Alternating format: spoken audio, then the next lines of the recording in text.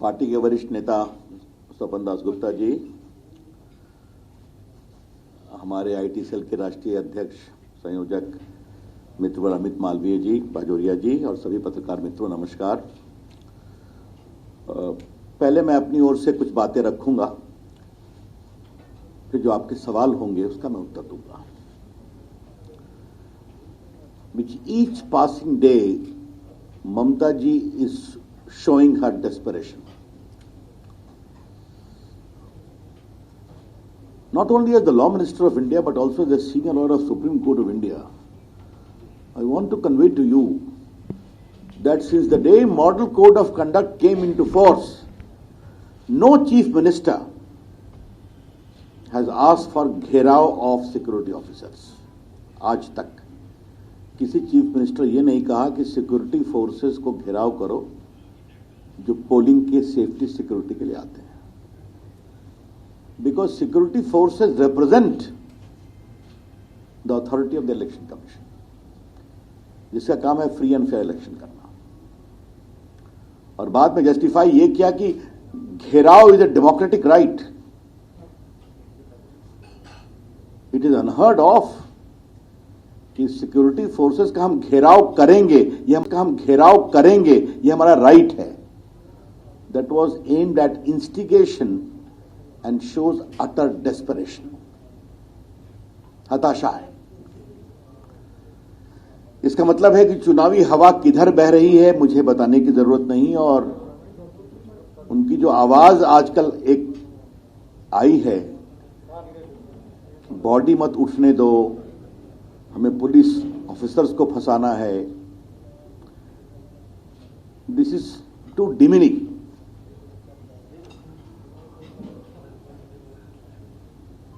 मित्रों, आज मैं आपके सामने दो तीन कॉन्क्रीट बातें रखना चाहता हूं कि how governance and development is not at the centre of Mamata ji and her governance.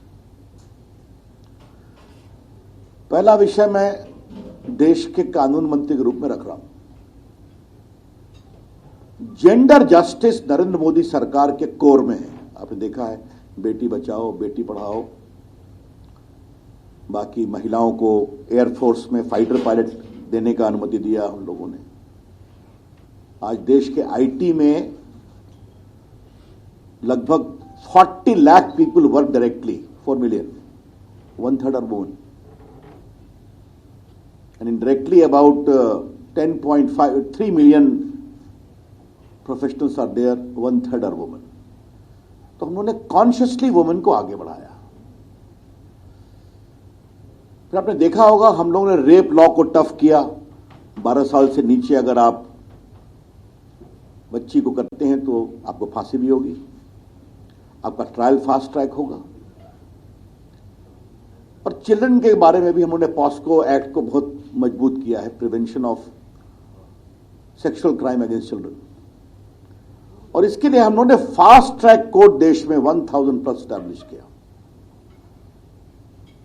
उसमें सेंटर 55% फंडिंग करती है, स्टेट गवर्नमेंट बाकी करती है। मुझे आपको बताते हुए बहुत दुख हो रहा है कि बंगाल के लिए 123 फास्ट ट्रैक कोर्ट हम लोगों ने सैंक्शन करके दिया है। 123 fast track courts, all for fast tracking rape trial and sexual offences against children. 55 crore रुपया भारत सरकार देगी, टोटल एक्सपेंडिचर 92 करोड़ का आएगा। मैं ममता जी को बार बार चिट्ठी लिखता रहा हूं कि आप कंसेंट दीजिए। एक कॉपी मेरी चिट्ठी की यहां पर है, I can give you the date. The first letter I wrote was on 12 December 2019, the second I wrote on 16 March 2020, and the last I wrote on 19 February 2021। वो किसानों का जो 6,000 रुपया भारत सरकार भेजती है वो नहीं जमीन पर आने देती है। आयुष्मान भारत का भी स्कीम लागू नहीं होने देती है। But Mamata ji, you are a women chief minister, you are a leading women politician, What's your problem with fast track court for fast tracking rape trial and sexual offenses against children? जबकि देश के 27 राज्यों ने इसको स्वीकार किया और वहां काम शुरू हो गया है। लेकिन आज ये 3 साल से मैटर पेंडिंग है। अब 2 मई के बाद हमारी सरकार को इसको फास्ट ट्रैक करना पड़ेगा। मैं ममता जी के इस एटीट्यूड को इनसेंसिटिव मानूंगा, indifferent to the cause of woman. क्या और मैंने मालूम किया कि कितने यहां पर रेप केसेस पेंडिंग हैं और इस तरह के the total rape cases pending for trial and POCSO is 20,221। Because हम जो कोर्ट एस्टैब्लिश करते हैं तो अगर 123 केस है तो हम लोग 65 प्लस इस तरह से कैलकुलेट करते हैं। More than 20,221 rape and children sexual offenses cases are pending. We are willing to give money. She is not giving consent. How far it is? So it is a very shameful case of being utterly insensitive to gender cause. नारी कल्याण, नारी सुरक्षा के प्रति ममता जी की सरकार कितनी संवेदनहीन है, ये उसका परिचय है। आपको मालूम है 3 तलाक का कानून संसद में पारित हुआ था। स्वपन बाबू ने भी राज्यसभा में उस पर भाषण दिया था, जहां तक मेरे स्मरण आता है। दोनों हाउस में विरोध किया गया। टोकनिज्म, कभी वॉकआउट, कभी ये सवाल, कभी वो सवाल। क्योंकि 3 तलाक is neither relating to any issue of religion or worship. It is only on gender justice, gender dignity, gender equality. नारी न्याय, नारी गरिमा और नारी उत्थान, उसका विरोध किया। तो ये 2 एग्जाम्पल मैं आपको देना चाहता हूं। ऐसे बहुत हैं, लेकिन 2 मैंने आपके सामने रखा। अब मैं थोड़ा देश के आईटी मंत्री के रूप में बंगाल के बारे में बात करना चाहूंगा, और ये और भी गंभीर बात है। आपकी जानकारी के लिए नरेंद्र मोदी की अगुवाई में हमने देश के आईटी में मैं इंफॉर्मेशन टेक्नोलॉजी भी है, कम्युनिकेशन में फोन वगैरह है, इंटरनेट है, और इलेक्ट्रॉनिक भी मंत्री मैं ही हूं, electronic manufacturing. India is emerging as a big centre of electronic manufacturing. The second point, अब आपकी जानकारी के लिए मैं एक खाली एग्जाम्पल देता हूं। जिस समय 14 में हमारी सरकार आई थी, देश में इलेक्ट्रॉनिक मैन्युफैक्चरिंग था 1.9 लाख करोड़। ये 19-20 में it has risen to 5.3 lakh crore, compound growth rate 23%।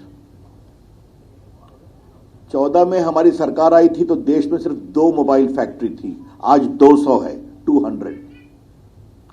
हम चाहते हैं पूरे देश में इलेक्ट्रॉनिक क्लस्टर्स आए, बाकी आए। देश में हमने कई जगह क्लस्टर्स भी लगाया है, लगभग 40,000 करोड़ का इन्वेस्टमेंट आया है, उसमें हम इंसेंटिव भी देते हैं। हम लोग की बहुत इच्छा थी कि बंगाल में इलेक्ट्रॉनिक मैन्युफैक्चरिंग आगे बढ़ना चाहिए। और यहां मैं आपको बहुत ही दुख भरी कहानी बताना चाहता हूं।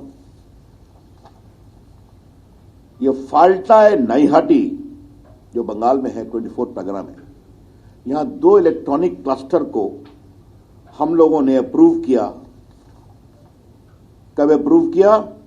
इन February 2016 for Falta and August 2016 for Naihati. हम जब उनको अप्रूव करते हैं, उनको जमीन देना पड़ता है, वहां पर इंप्रूवमेंट, इंफ्रास्ट्रक्चर, स्किलिंग सेंटर वगैरह बनाना पड़ता है, ताकि बाकी कंपनियां वहां पर आके अपना बेस बनाए, लोगों को नौकरी मिले। I would like to gently tell my friends of Calcutta media that electronic manufacturing में मोदी जी की सरकार में हमने 30 लाख लोगों को नौकरी दिया है, 30 lakhs. The potential is there ना।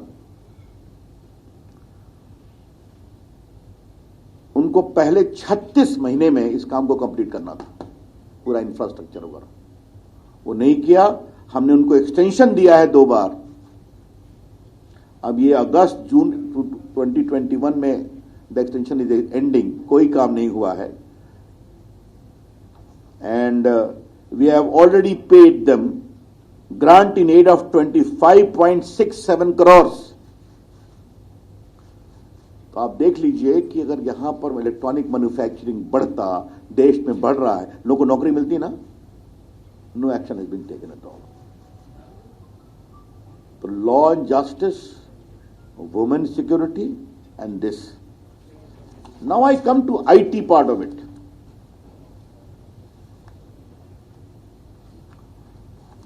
देखिए, आज के अखबार में, मैं I am sorry taking name, Economic Times में खबर छपी है कि भारत में आईटी हायरिंग बहुत हो रही है और इस साल टीसीएस, इन्फोसिस वगैरह 1 लाख लोगों को अपॉइंट करने वाले हैं, because in the wake of Covid India has picked up very well in digital governance, you know it very well.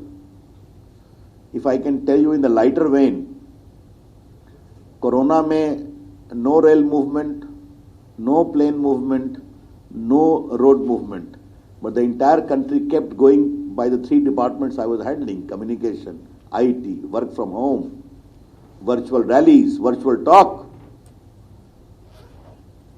Bengal में कुछ हो रहा है? कुछ नहीं। We want all this also to come in Bengal. और ये मैं आपको इसलिए बोल रहा हूं कि हम आईटी विभाग से सेंटर ऑफ एक्सेलेंस देश भर में खोलते हैं, जहां बच्चों को नए नए अवसर मिले, वो करें। हमें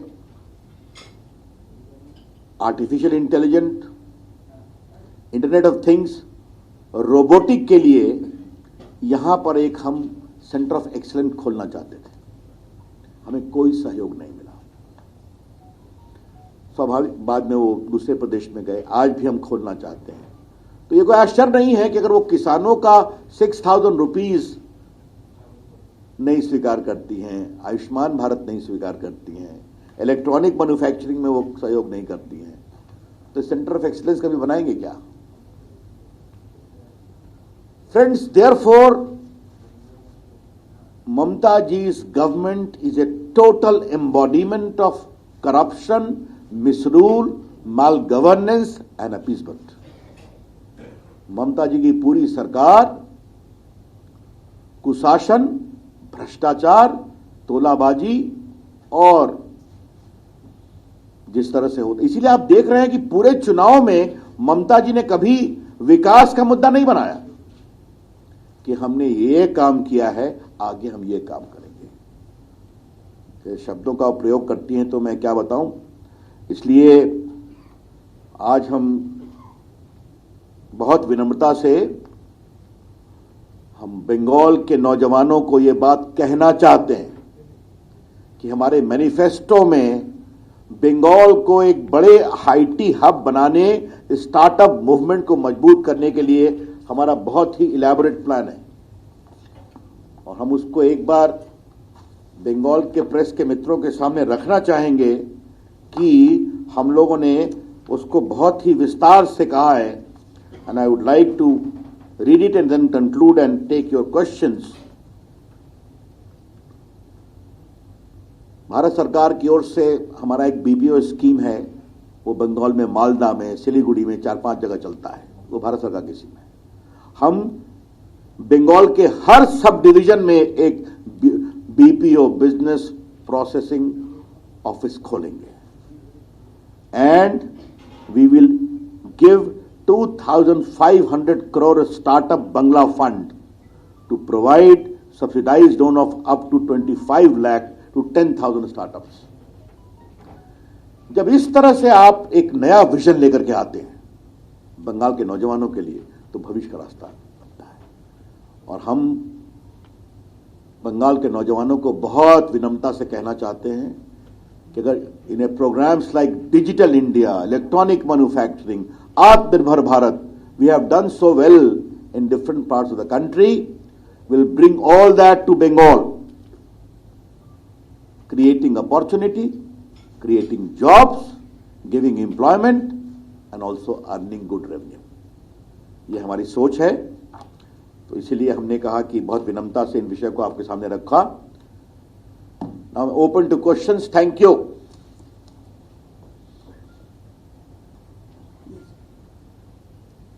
इलेक्ट्रॉनिक्स मैन्युफैक्चरिंग का बात कर रहा था, इलेक्ट्रॉनिक्स मैन्युफैक्चरिंग यूनिट, तो उसमें दो जगह के लिए आपने चुना है, गुवाहाटी और कोलकाता।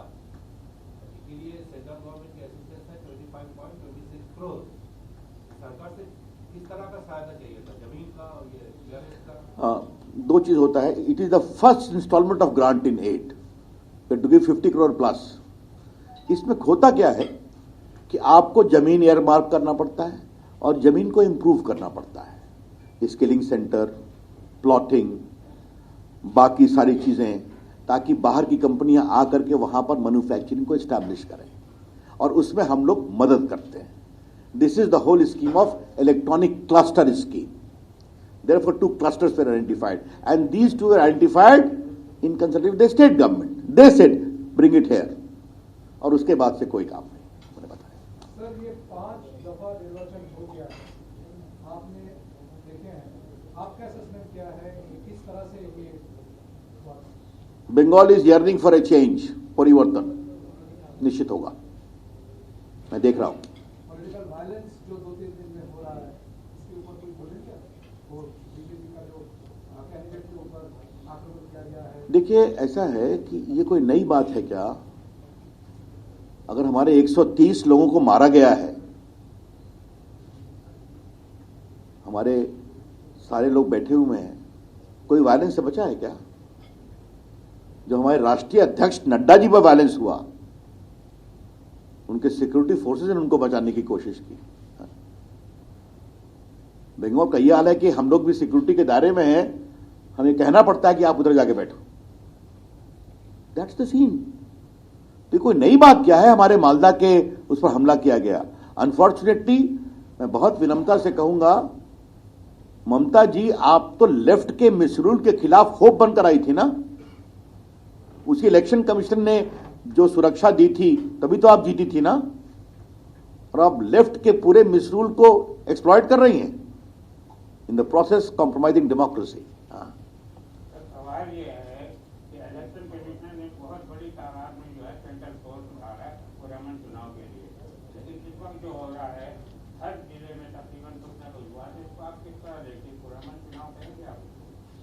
देखिए, मैं तो आपसे एक ही बात कहूंगा कि पत्रकारों से आग्रह करूंगा कि पूर्व के चुनाव जो बिना सेंट्रल फोर्स के होते हैं, ममता जी की पुलिस की अगुवाई में होते हैं, उसको कंपेयर कर ले। हमने तो एक ही बात देखी है कि यहां लोकल बॉडीज के चुनाव थे, तो पूरे टीवी पर हमें एक फुटेज दिखाया गया, आप लोगों ने भेजा होगा, कि एक जगह ट्रेल कर रहे थे तो काउंटिंग में घुस के स्टैंपिंग हो रही थी। हमने ये भी देखा है।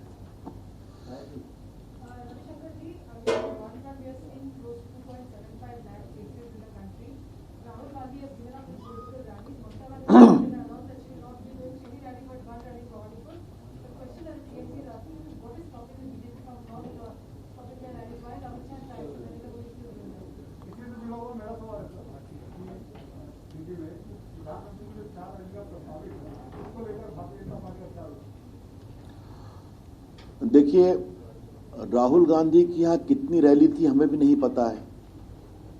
वो तो शायद 3-4 राउंड के बाद आए।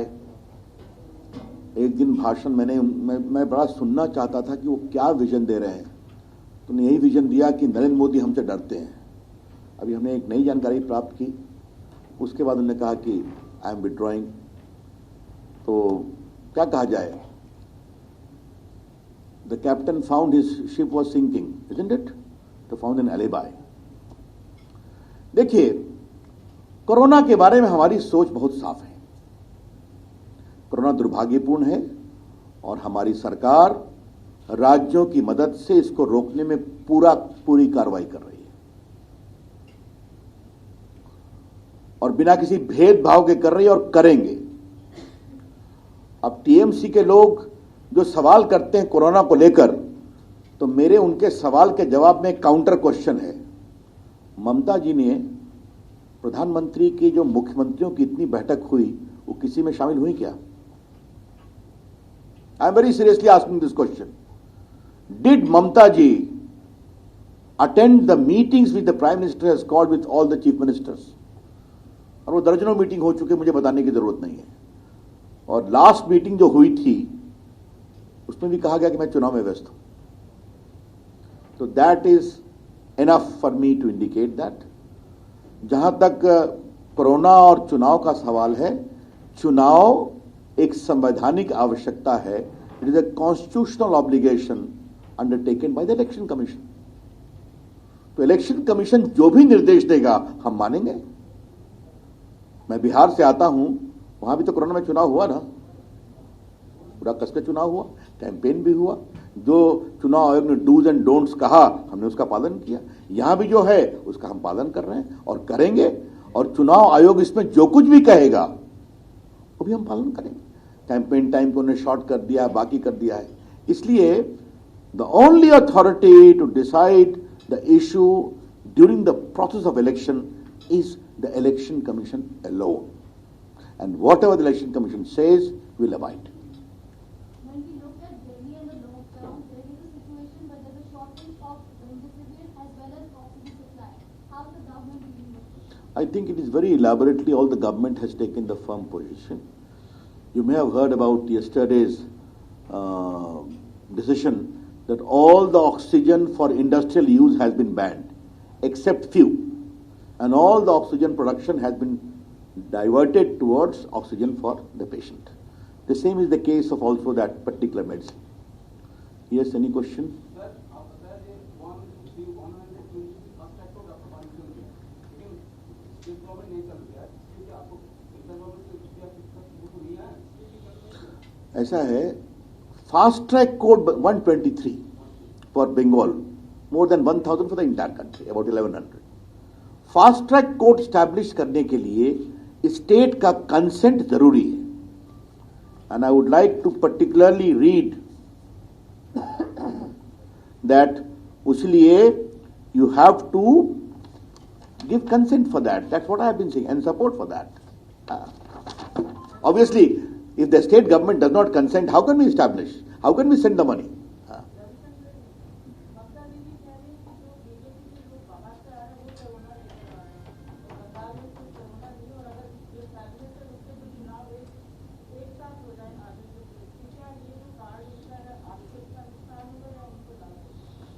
ऐसा है कि अब इस पर मैं क्या बोलूं.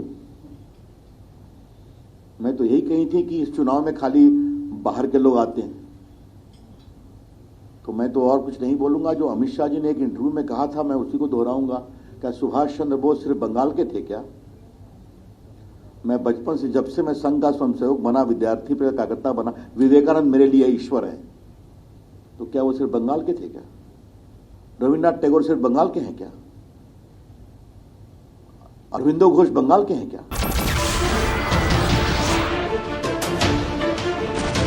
नमस्कार, मैं हूं मानक गुप्ता. अगर आपको हमारा ये वीडियो पसंद आया हो तो इसे लाइक और शेयर जरूर करें. और हां, हमें सब्सक्राइब और फॉलो करना ना भूलें, ताकि आप देश और दुनिया की कोई खबर मिस ना करें. तो जुड़े रहिए हमारे साथ और देखते रहिए News 24.